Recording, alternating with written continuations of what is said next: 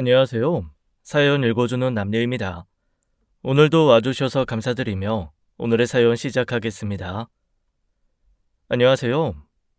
저는 수원에 살고 있는 30대 여자입니다. 회사와 집을 오가는 단조로운 삶을 살고 있었죠.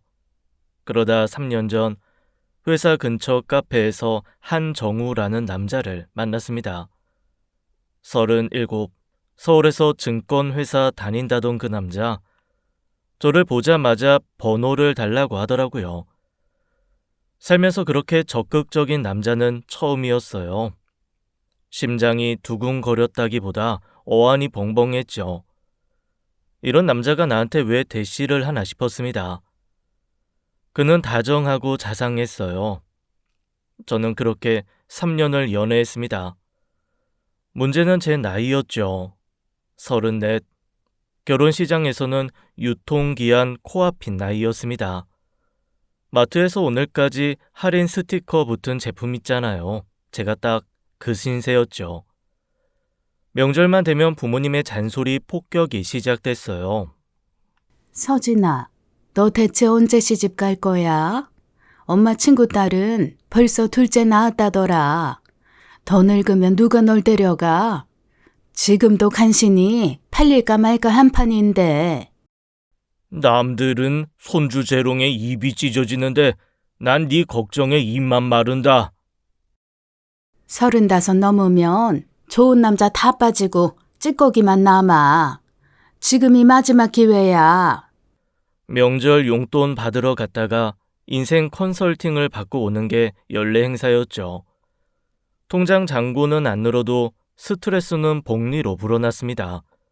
이자가 이자를 낳고 스트레스가 스트레스를 낳았어요. 결국 저는 정우에게 조심스럽게 입을 열었습니다. 우리 슬슬 결혼 생각해 볼까? 결혼? 아, 사실 나도 말하려던 참이었어. 진짜? 부담스럽진 않고? 부담은 무슨. 너랑 평생 같이 살고 싶어. 정말? 나도 너무 좋아. 양가 부모님 뵙고 예식장 알아보자. 나 진심이야. 그 말에 속으로 만세를 불렀죠. 부모님한테 드디어 효도하는구나 싶었습니다. 34 먹도록 속 썩이다가 이제야 시집 간다니 눈물이 다 나려고 했어요. 그게 감격의 눈물인지 안도의 눈물인지는 저도 모르겠더라고요. 그날 밤 어머니에게 전화했습니다. 엄마, 곧 좋은 소식 있을 것 같아. 뭐? 설마 결혼이야? 조만간 엄마 사위 소개해 줄게. 아이고, 하나님 감사합니다.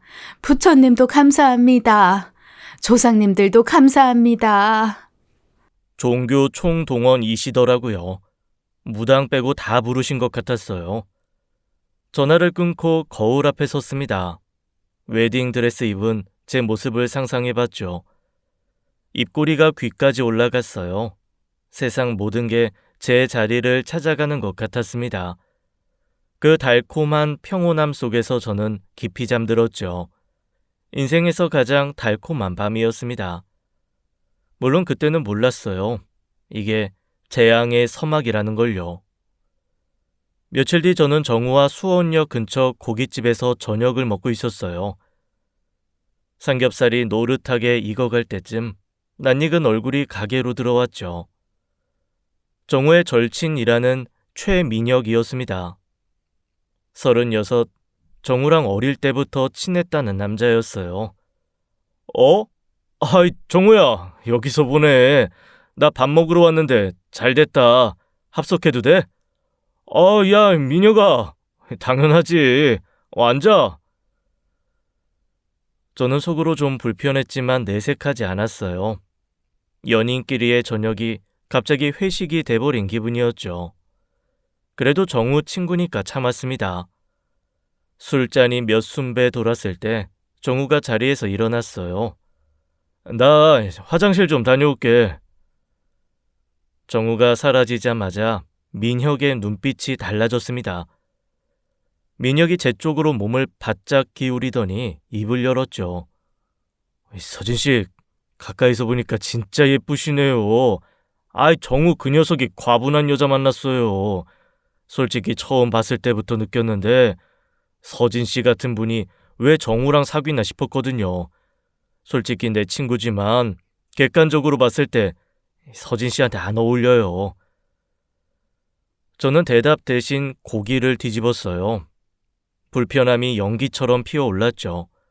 근데 이 남자 제 표정을 못 읽는 건지 안 읽는 건지 더 적극적으로 나왔습니다.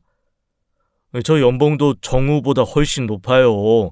집도 서울 강남에 전세로 있고요.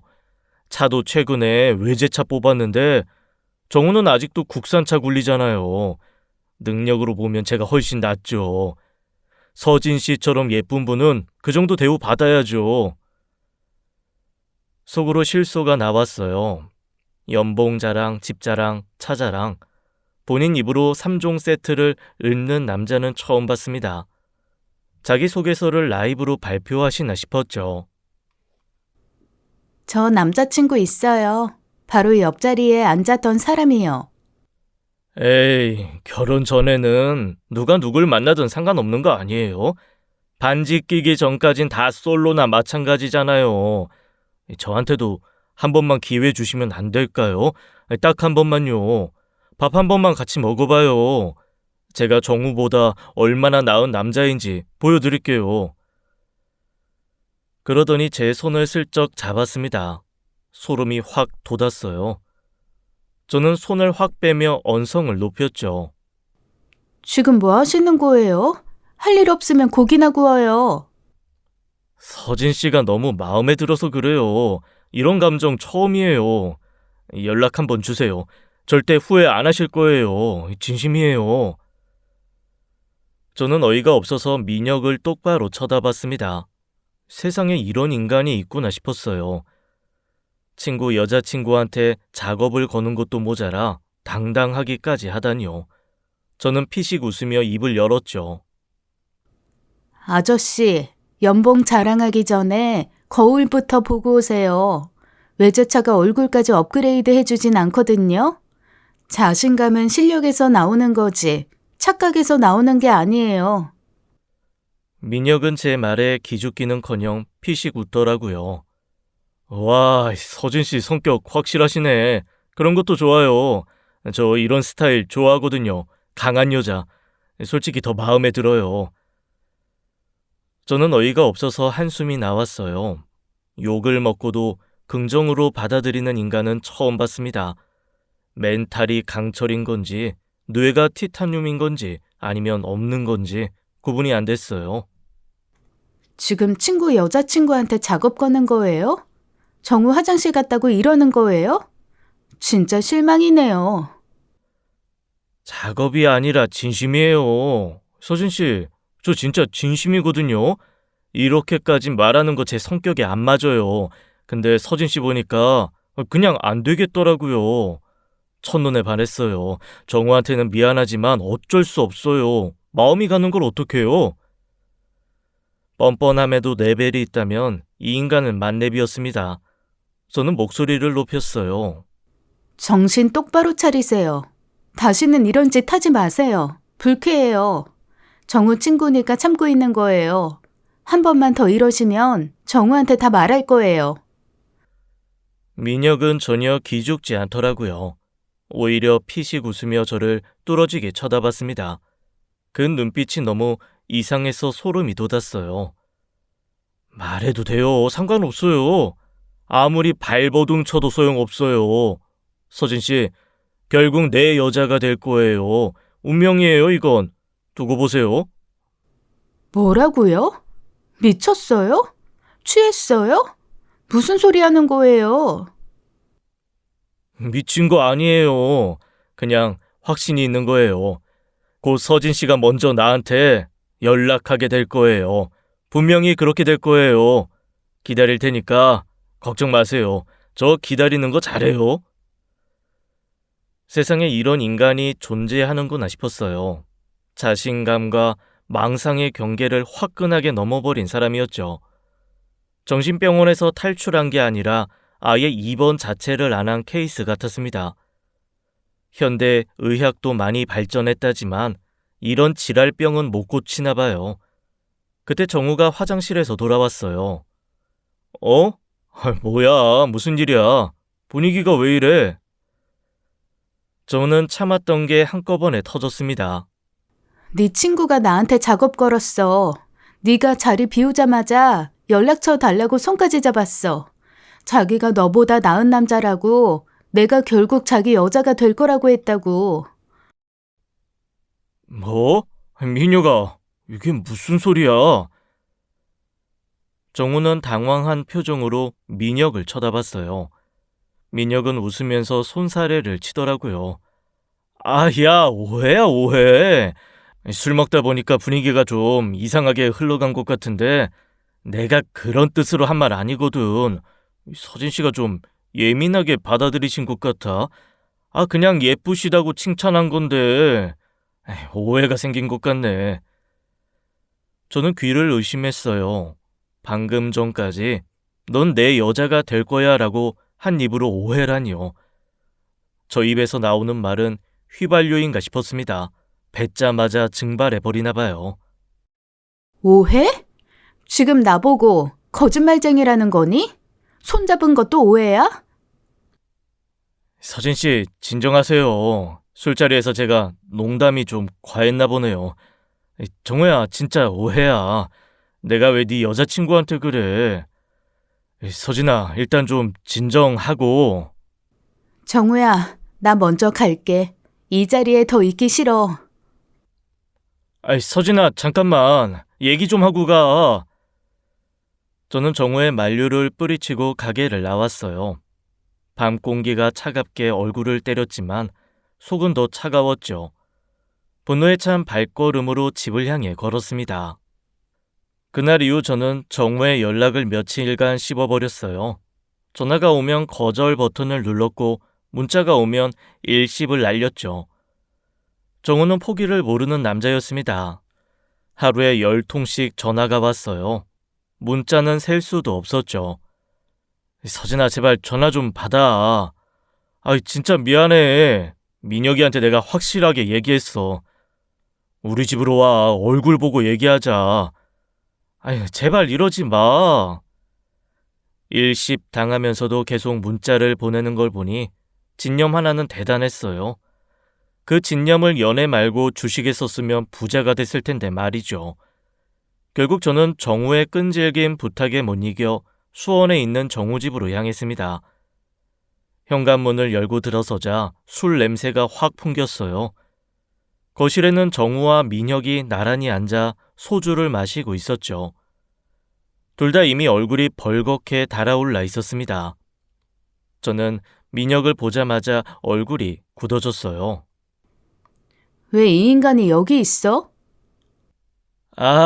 서진아. 오늘 민혁이가 사과하러 왔어. 그래서 내가 불렀어. 저는 어이가 없었어요. 화해시켜 주겠다고 가해자를 데려다 놓은 거였죠. 소매치기 당한 사람한테 소매치기범 데려와서 악수하라는 격이었습니다.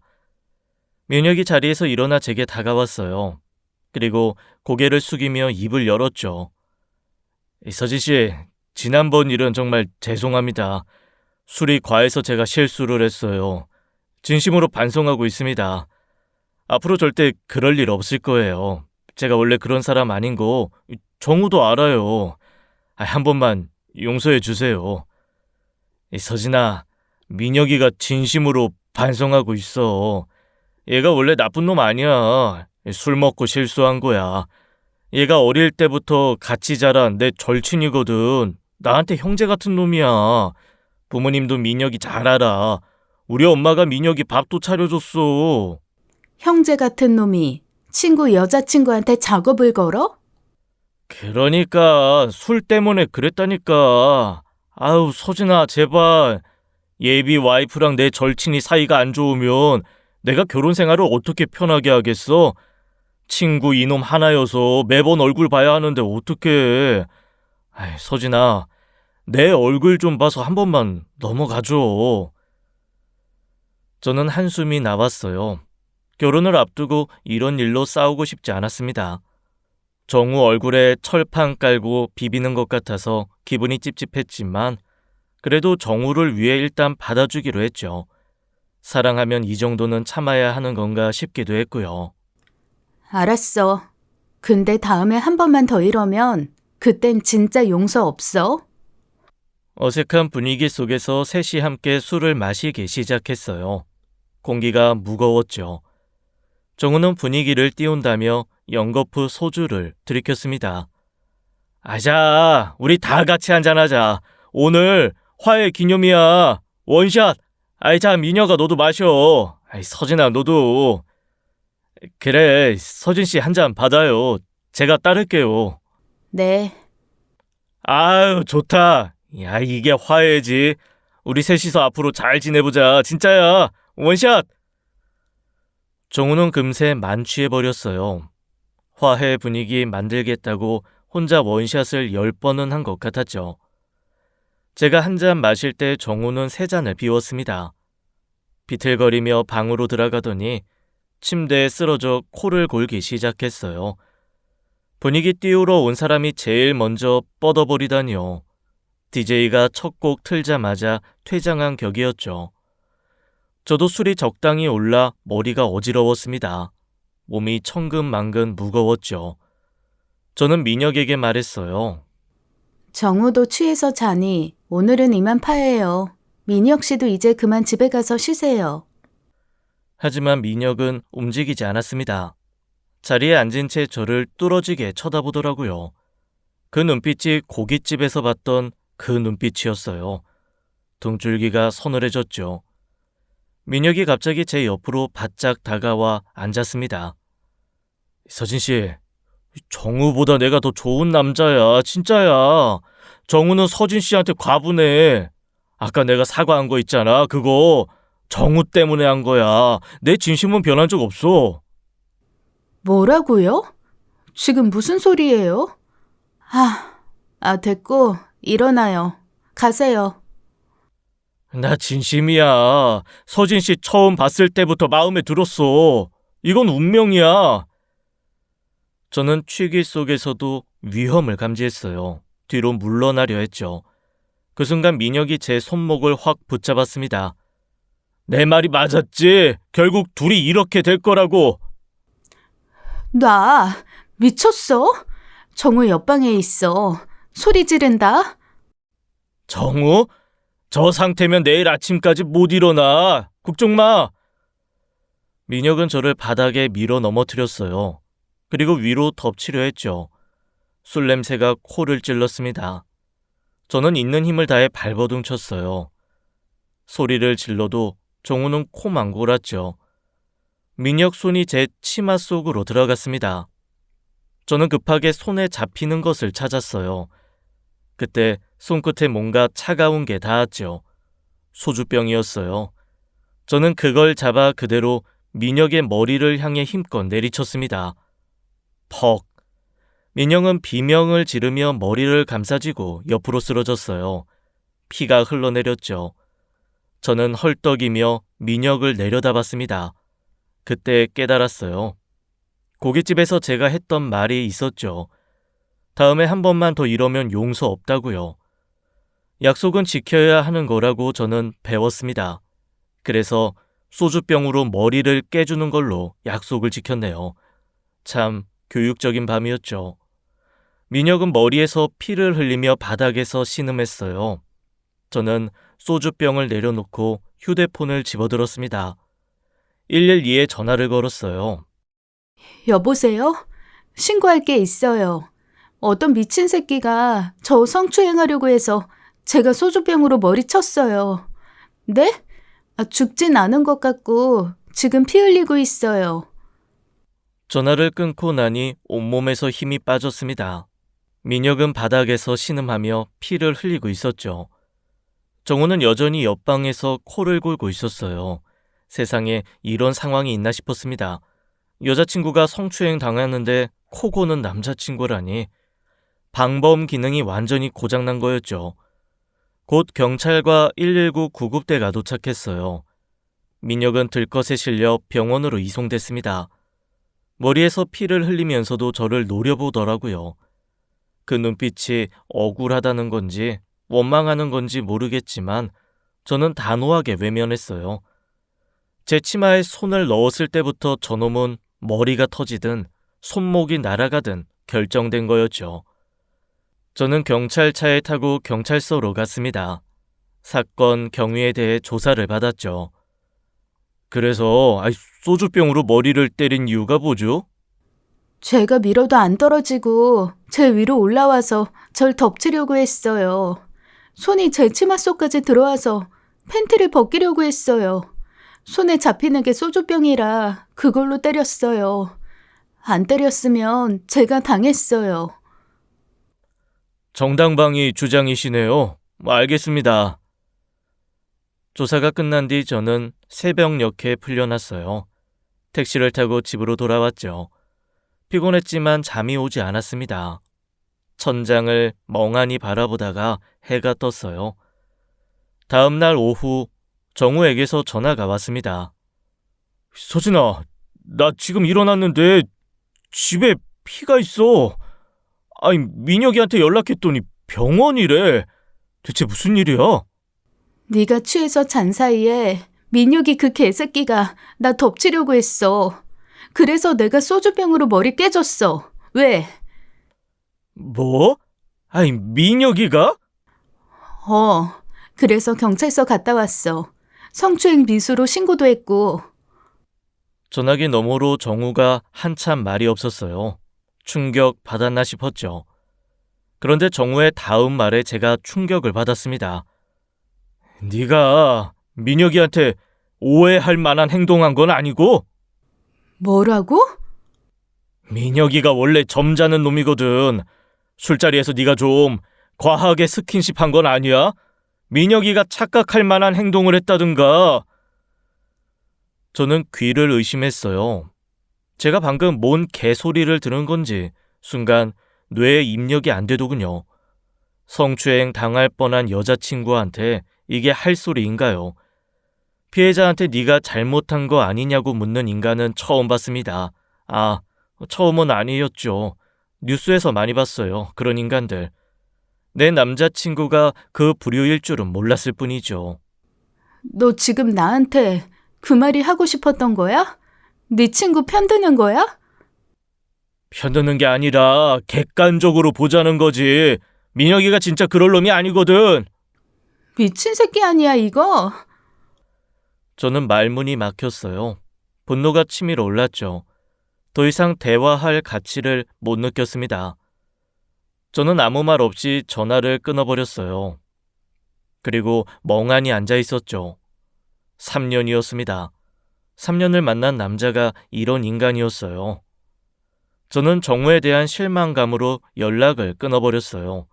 전화가 와도 받지 않았고 문자가 와도 읽지 않았죠.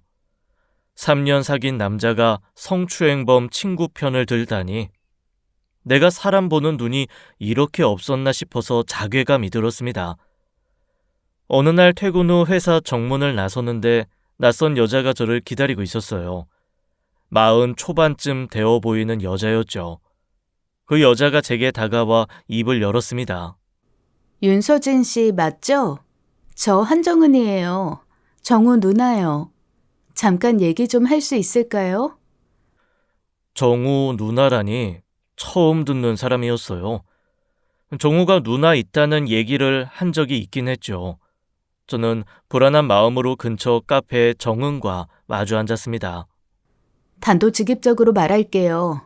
민혁이 그 애 제가 어릴 때부터 봐온 애예요. 진짜 얌전하고 점잖은 애예요. 그런 애가 갑자기 그런 짓을 했다는 게 도저히 믿기지가 않아요. 믿기지 않으시면 경찰서 가서 조서 확인해 보세요. 그러니까 내 말은 혹시 서진 씨가 남자들한테 오해받을 만한 행동을 평소에 하는 거 아니에요? 술자리에서 좀 과하게 친한 척 한다든가.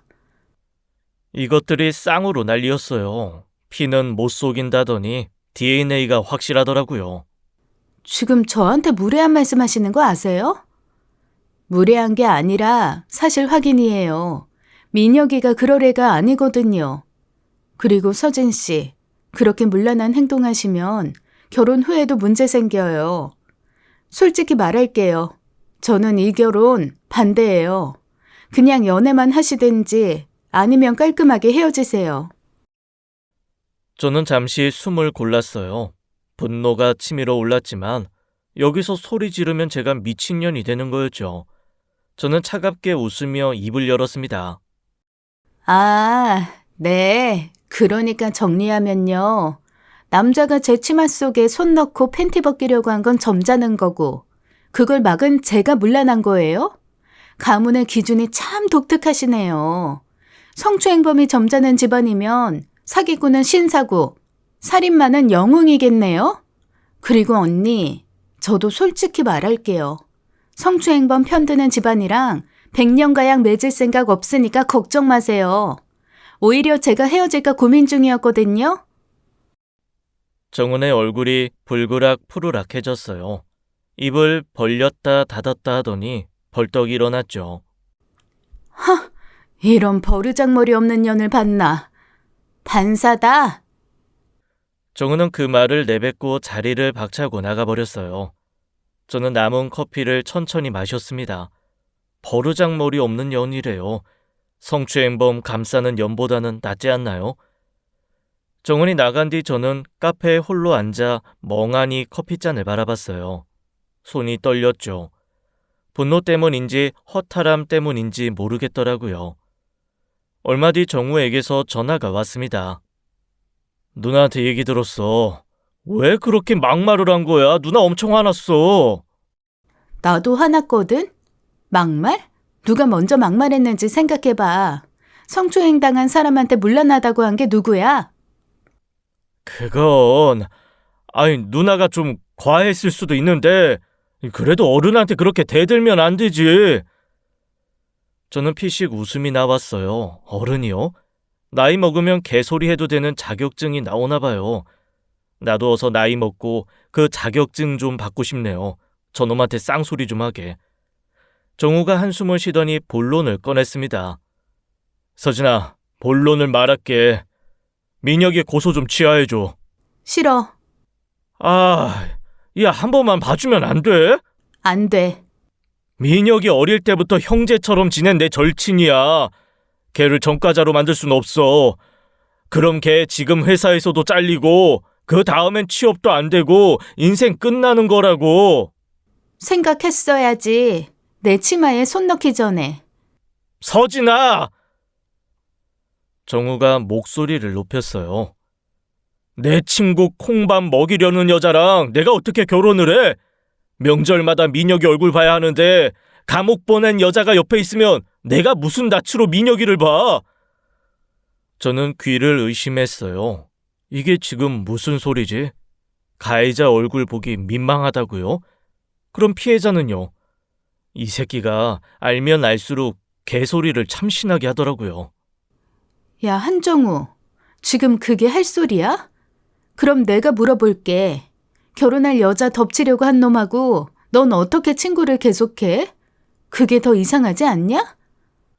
그건 민혁이가 술 먹고 실수한 거라니까. 실수? 치마에 손 넣는 게 실수야? 그럼 내가 소주병으로 머리 깬 것도 실수다. 손이 미끄러졌네. 다음에 또 만나면 이번에도 손 미끄러질 것 같으니까 대가리 조심하라고 전해. 서진아, 제발. 과거 일은 잊고 원만하게 넘어가자. 어? 민혁이도 반성하고 있어. 과거? 일주일도 안 됐어. 과거 드립치기엔 좀 따끈따끈하지 않냐? 그리고 날 덮치려고 한 놈을 왜 내가 봐줘야 해? 내가 민혁이 엄마야? 민혁이 인생에 걸린 일이라고. 그래서 민혁이 인생 걸렸으니까 내가 당한 거 없던 일로 하라. 그건 가해자 부모들이 하는 소리야. 용서할지 말지는 피해자가 결정하는 거라고. 가해자 새끼들은 결정권이 없어요, 이 자식아. 정우는 말문이 막힌 듯 잠시 침묵했어요. 저는 더 이상 대화할 필요를 못 느꼈습니다. 아닌 건 아닌 거야. 고소 취하 절대 안 해. 다시 전화하지 마. 저는 그 말을 끝으로 전화를 끊어버렸어요. 커피는 이미 식어 있었죠. 제 마음은 더 차갑게 식어 있었습니다. 며칠 뒤 정우에게서 문자가 왔어요. 고소 취하 안 하면 결혼 없어. 마지막 기회야. 잘 생각해. 저는 문자를 보고 분노가 폭발했습니다. 최후 통첩이요? 성추행범 봐주지 않으면 결혼을 안 해준다고요. 뭐 이런 미친 새끼가 다 있나 싶었습니다. 아내 미친놈아. 할 생각도 없었어. 결혼을 미끼로 거래를 하자는 건데 그 미끼가 너무 썩어서 물고기도 안 물겠더라고요. 저는 당장 정우에게 전화를 걸었어요. 오늘 확실하게 끝을 내야겠다고 마음먹었죠. 또로로 또로로 또로로 안 받더라고요. 문자로 최후 통첩 때려놓고 전화는 안 받는 게 웃겼어요. 폭탄을 던져놓고 도망간 격이었죠. 비겁한 새끼. 저는 택시를 타고 정우 집으로 직접 찾아갔습니다. 왜 갔냐고요? 헤어지자는 말을 면전에서 해주고 뺨이라도 한 대 쳐주고 싶었습니다. 3년 만난 놈이 결혼할 예비 신부한테 이딴 짓을 하다니요. 제가 끝은 확실하게 봐야 직성이 풀리는 스타일이거든요. 정우 집 앞에 도착했어요. 초인종을 눌렀지만 아무 반응이 없었습니다. 한정우, 나와. 쥐새끼 마냥 숨어있지 말고 나와.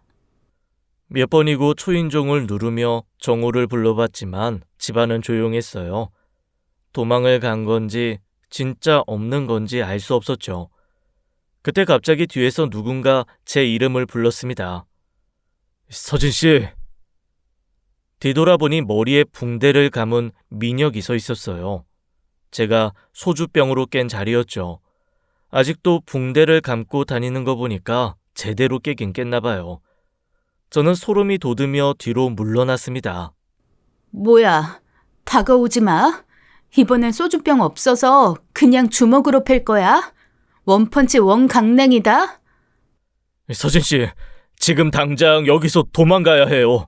시간 없어요. 뭐? 내가 왜 도망가? 내가 왜 도망가야 하는데? 제발요, 믿어주세요. 이러다 진짜 큰일 나요. 설명할 시간 없어요. 저는 어이가 없어서 피식 웃었어요. 이 새끼가 나한테 머리 깨지고도 정신을 못 차렸나 봐요. 이번엔 뭔 작전인지 모르겠지만 안 속아요.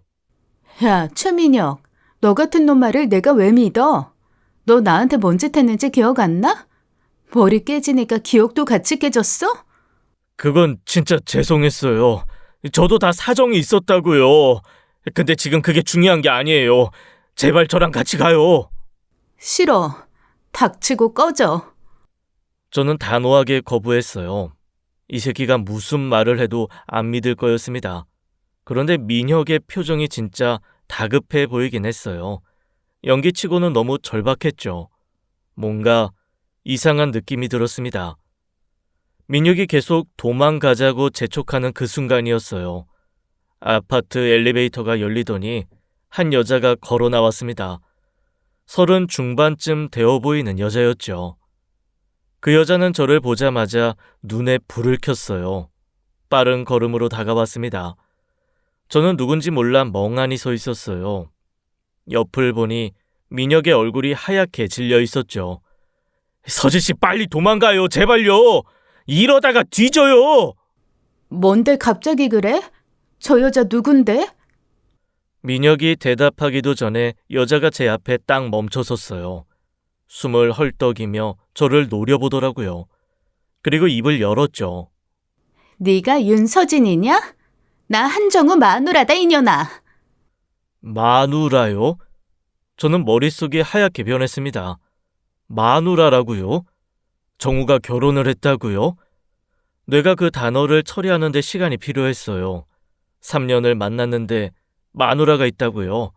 그럼 나는 뭐예요? 여자가 저를 손가락으로 가리키며 소리쳤습니다. 네 년이 남의 남편 꼬셔먹은 상간녀냐?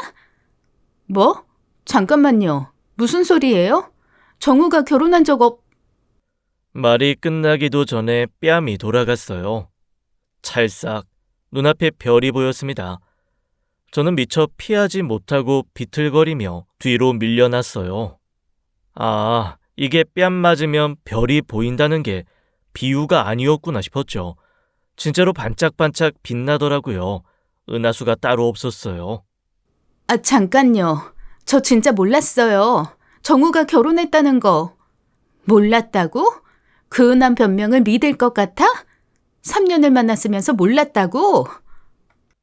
여자가 제 머리채를 움켜쥐었습니다. 그리고 바닥으로 끌어내렸죠. 저는 바닥에 쓰러졌어요. 여자는 발로 제 몸을 걷어찼습니다. 역시 선빵 필승이 맞았어요. 이 썩을 년아. 남의 남편한테 꼬리치고 다녔어? 죽여버린다.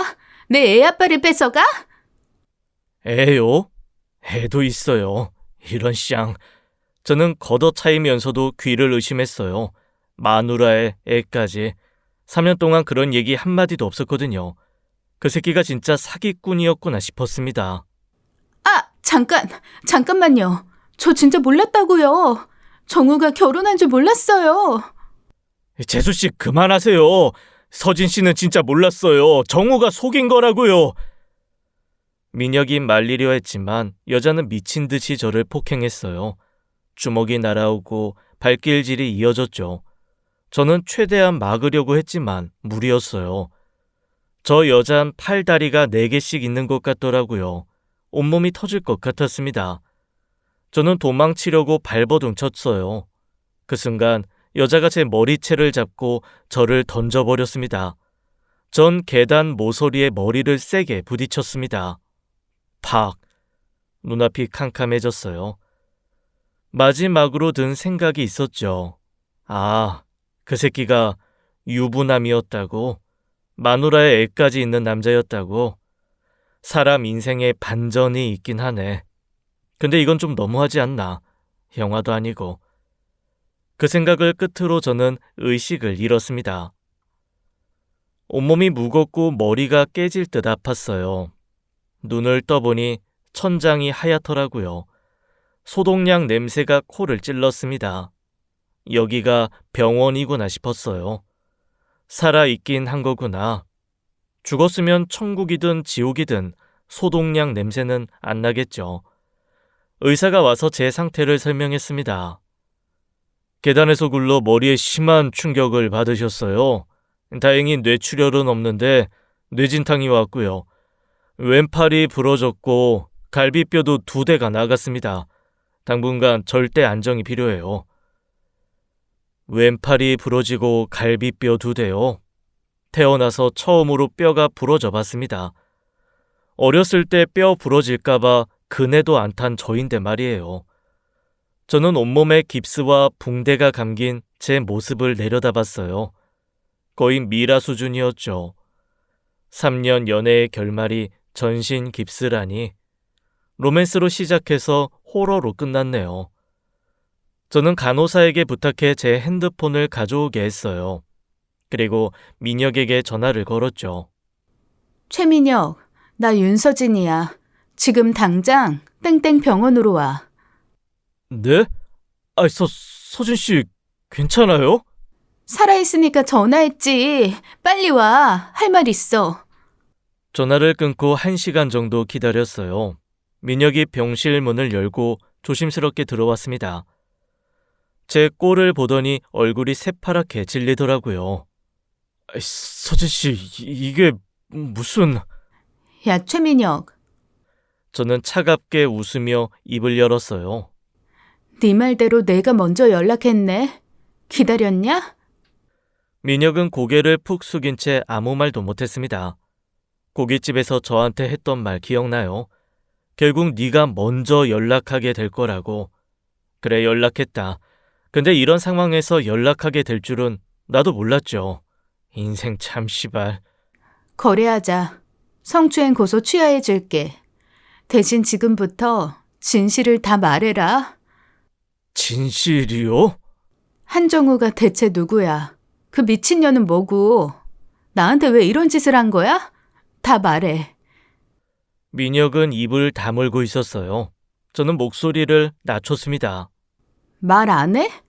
그럼 네가 다니는 회사에 연락할게. 성추행 미수로 고소당한 거 다 말해줄게. 회사에서 잘리겠지? 그래도 말 안 해? 그럼 네 부모님한테도 연락할게.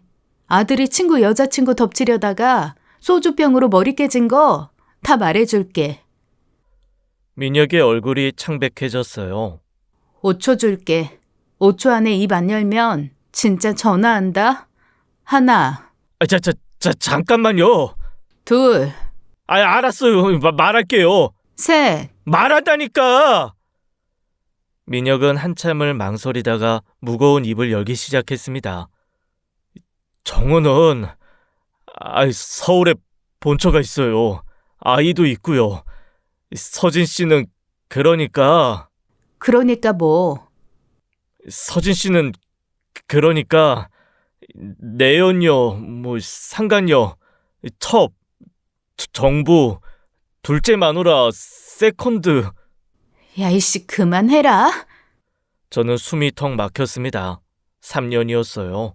3년 동안 속아온 거였죠. 결혼하자고 설렜던 그 시간이 전부 사기였던 겁니다. 저는 한참 동안 말을 잇지 못했어요.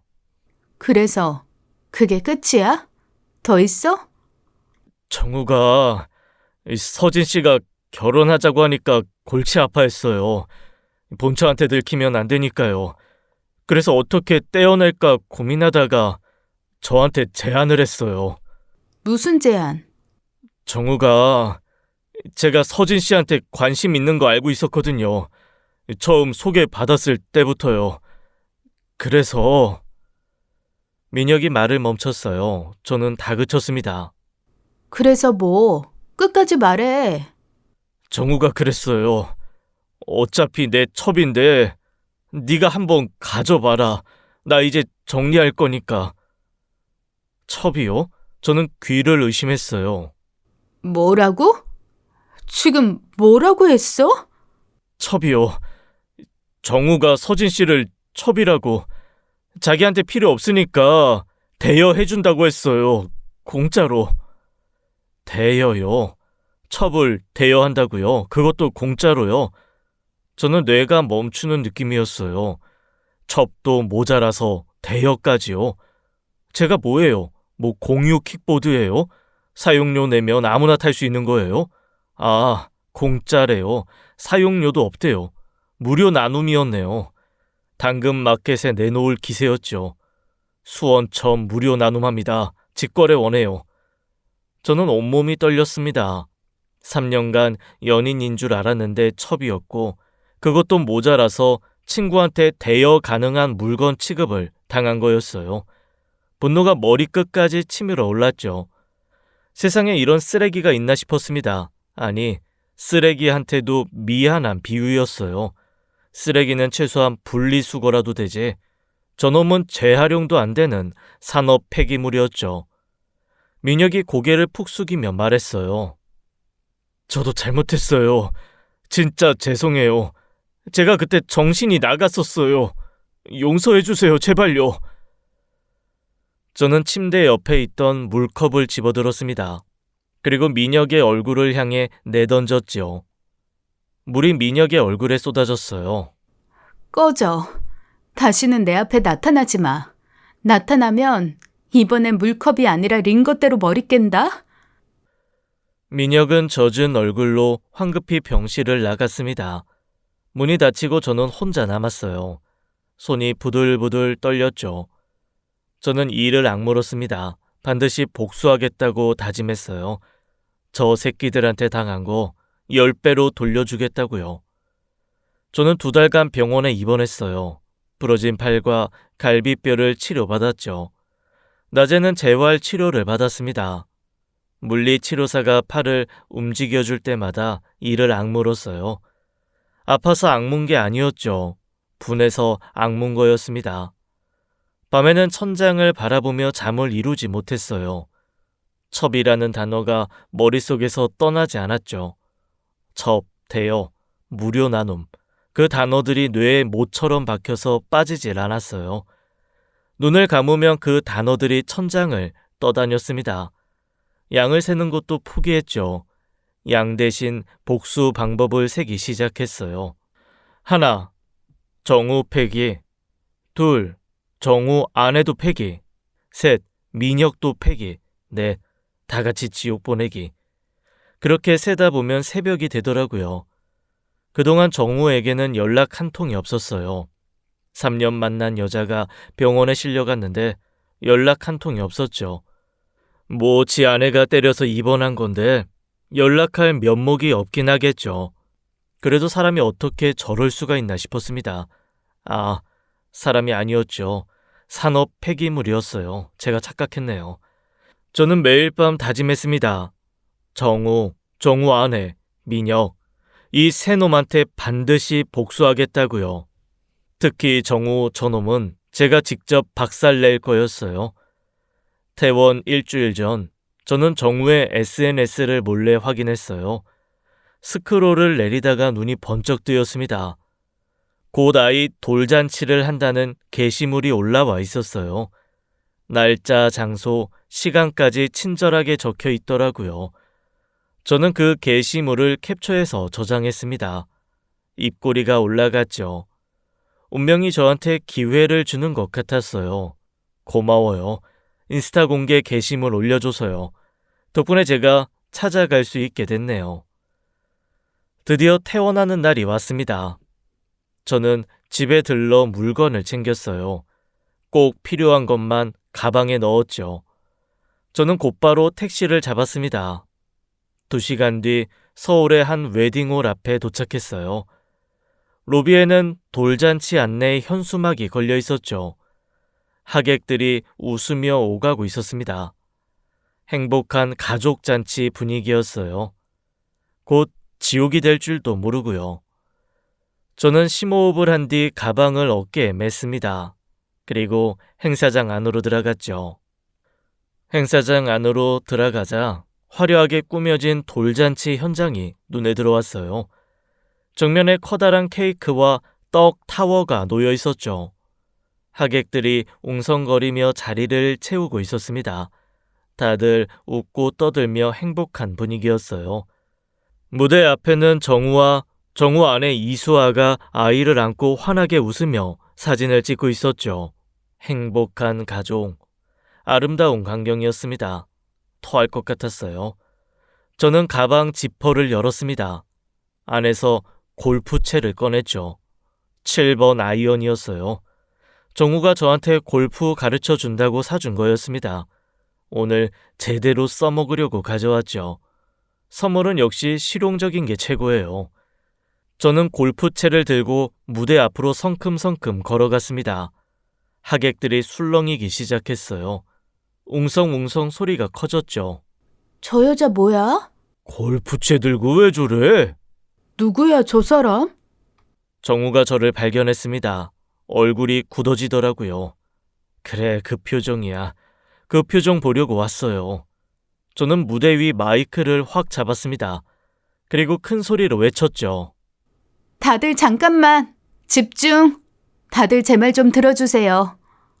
행사장이 조용해졌어요. 모든 시선이 저한테 쏠렸죠. 저는 정우를 손가락으로 가리키며 말했습니다. 저 남자 한정우. 저 남자가 유부남인 거 속이고 저를 3년간 만났어요. 2달 전까지만 해도 저한테 결혼하자고 했어요. 근데 알고 보니까 유부남이더라고요. 애도 있었고요. 오늘 돌잔치 하는 그 애예요. 하객들이 웅성거리기 시작했어요. 정우의 얼굴이 하얗게 질렸죠. 이수아도 눈이 휘둥그레졌습니다. 저는 멈추지 않았어요. 그것만이 아니에요. 저 남자가 저를 뭐라고 불렀는지 알아요? 첩이래요, 첩. 그것도 모자라서 자기 친구한테 저를 대여해 준대요. 공짜로. 사람을 공유 킥보드 취급했어요. 당근마켓에 내놓을 기세였다고요. 하객들 사이에서 탄식과 욕설이 터져 나왔어요. 어떤 아줌마는 세상에 저런 놈이라고 하더라고요. 옆에 있던 할머니가 혀를 차셨죠. 저는 계속했어요. 그리고 저 옆에 있는 여자요. 저 여자가 접해서 제가 2달간 병원 신세 졌어요. 팔 부러지고 갈비뼈 2대 나갔어요. 그래요. 남편이 바람났다고 하면 눈 돌아가는 게 정상이긴 한데 내가 아니라고 했지. 나도 속은 거라고 분명 말했지. 그런데 날 죽이려고 해? 이 개 같은 것들아. 정우가 무대에서 내려오려고 했어요. 저는 골프채를 높이 들어 올렸습니다. 그리고 케이크를 향해 힘껏 내리쳤죠. 퍽! 크림이 사방으로 튀었어요. 비명 소리가 터졌죠. 저는 멈추지 않고 떡 타워도 박살냈습니다. 떡이 바닥에 나뒹굴었어요. 행사장은 순식간에 아수라장이 됐죠. 비명과 고함 소리가 뒤섞였습니다. 시원하다. 속이 뻥 뚫리는 기분이었어요. 2달간 참았던 분노가 한꺼번에 터져 나왔죠. 정우가 무대에서 뛰어내려 저한테 달려왔어요. 야, 이씨 미쳤어? 지금 뭐 하는 짓이야? 나가서 이야기해. 정우가 제 팔을 잡으려고 했습니다. 저는 팔을 확 뿌리치며 소리쳤어요. 손대지 마. 더러운 손, 나한테 손대지 마. 제발 그만해. 이게 뭐 하는 짓이야? 망신스럽게. 망신? 네가 망신을 알아? 3년 동안 첩취급당한 내 망신은, 친구한테 대여당할 뻔한 내 망신은, 네 아내한테 맞아서 병원 신세진 내 망신은. 저는 골프채를 높이 들어 올렸습니다. 정우의 얼굴이 새파랗게 질렸죠. 야, 한정우, 네가 나한테 골프 가르쳐줬지? 뭐? 골프채 휘두를 때 주의하라고 했던 거 기억나? 뒤에 사람 있는지 확인하고 스윙은 크게, 임팩트는 정확하게. 네가 그렇게 가르쳐줬잖아. 서진아, 잠깐만. 진정하고 얘기하자, 어? 여기서 이러지 말고. 얘기? 3년 동안 얘기할 시간 많았잖아. 그때는 왜 얘기 안 했어? 나 마누라 있어. 애도 있어. 너 첩이야. 왜 그 얘기는 안 했어? 그건... 됐어. 이제 내가 얘기할 차례야. 오늘 네 덕분에 제대로 휘둘러 본다. 좋은 스승 덕에 좋은 제자가 나오는 법이지. 저는 정우의 어깨를 향해 골프채를 힘껏 내리쳤습니다. 퍽! 아이씨! 정우는 비명을 지르며 바닥에 한쪽 무릎을 꿇었어요. 저는 멈추지 않았습니다. 등짝을 향해 연달아 골프채를 휘둘렀죠. 퍽, 퍽, 퍽. 이건 날 속인 거. 이건 첩취급한 거. 이건 친구한테 대여하려고 한 거. 그만해! 제발 그만해! 잘못했어! 정우는 바닥에 엎드려 머리를 감싸며 애원했어요. 저는 멈추지 않았습니다. 네가 나한테 한 짓이 있는데 그만? 대가리 숙여라. 그러다 머리 깨져. 저는 다리까지 후려쳤어요. 정우가 바닥에서 뒹굴며 비명을 질렀죠. 하객들이 비명을 지르며 뒤로 물러났습니다. 수아는 아이를 안고 울부짖고 있었어요. 그만해요. 제발 그만해요. 사람 죽어요. 걱정 마세요. 안 죽여요. 죽이면 제가 손해니까. 이 정도면 골절 몇 개로 끝나요. 저처럼요. 아수라장이었죠. 저는 숨을 헐떡이며 바닥에 쓰러진 정우를 내려다봤습니다. 골프채를 바닥에 내던졌어요. 땡그랑 소리가 났죠. 주변 사람들이 숨도 못 쉬고 저를 바라보고 있었습니다. 저는 그 사람들을 둘러보며 입을 열었어요. 뭘 쳐다봐? 유부남인 거 속이고 3년 바람 피운 개새끼 처음 봐요? 신기하면 사진 찍어요. 오늘 주인공 저기 바닥에 있으니까. 아무도 대답하지 못했어요. 저는 피식 웃었습니다. 후련했죠. 2달간의 복수가 끝났어요. 골프 레슨비 제대로 돌려줬네요. 정우가 바닥에 쓰러진 채 저를 향해 악을 썼어요. 윤서진, 너 고소한다. 폭행죄로 고소할 거야. 두고 봐. 너 인생 끝이야. 그래 고소해. 나도 너랑 네 마누라 고소한다. 너는 사기, 네 마누라는 폭행의 살인미수. 법정에서 보자. 거기서 누가 더 처맞는지 보게. 저는 더 이상 볼 것도 없었습니다. 하객들의 시선을 뒤로하고 당당하게 행사장을 빠져나왔죠. 뒤에서 웅성거리는 소리가 들렸어요. 정우 저 새끼 진짜 쓰레기네. 불쌍해라. 3년을 속았대. 당연히 맞아야지. 쌤통이다. 돌잔치가 막장 드라마가 됐네. 하객들 여론이 제 편이더라고요. 역시 진실은 통하는 법이에요. 거짓말은 결국 들통나게 되어 있죠. 웨딩홀 밖으로 나오니 햇살이 눈부셨습니다. 공기가 상쾌했죠. 2달 만에 제대로 숨쉬는 기분이었어요. 가슴에 맺혔던 응어리가 풀리는 것 같았습니다. 저는 큰 도로로 건너기 위해 횡단보도로 향했습니다. 신호가 빨간불이라 잠시 멈춰섰죠. 그때 뒤에서 정우의 목소리가 들렸어요. 야, 이 미친년아, 거기 서! 뒤를 돌아보니 정우가 쩔뚝거리며 쫓아오고 있었습니다. 한쪽 다리를 질질 끌면서요. 제가 때린 보람이 있더라고요. 저는 뒤돌아보지 않고 무시했어요. 상대할 가치가 없었죠. 야, 이 윤소진! 넌 오늘 나한테 죽었어! 가만 안 둬! 내가 너 때문에 매장당하게 생겼어! 정우는 분을 참지 못하고 빨간불인데도 도로로 뛰어들었습니다. 저를 잡으려고요. 분노에 눈이 멀면 신호등도 안 보이나 봐요. 그 순간이었어요. 왼쪽에서 커다란 트럭이 경적을 울리며 달려왔죠. 빵빵. 저는 고개를 돌렸습니다. 그리고 봤어요. 트럭이 정우를 정면으로 들이받는걸요. 쾅! 정우는 공중에 튕겨나갔어요. 마치 슬로우 모션처럼 보였죠. 한 20m는 날아간 것 같아요.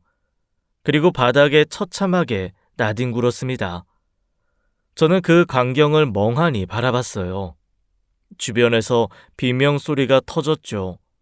사람들이 달려왔습니다. 누군가 119에 전화하는 소리가 들렸어요.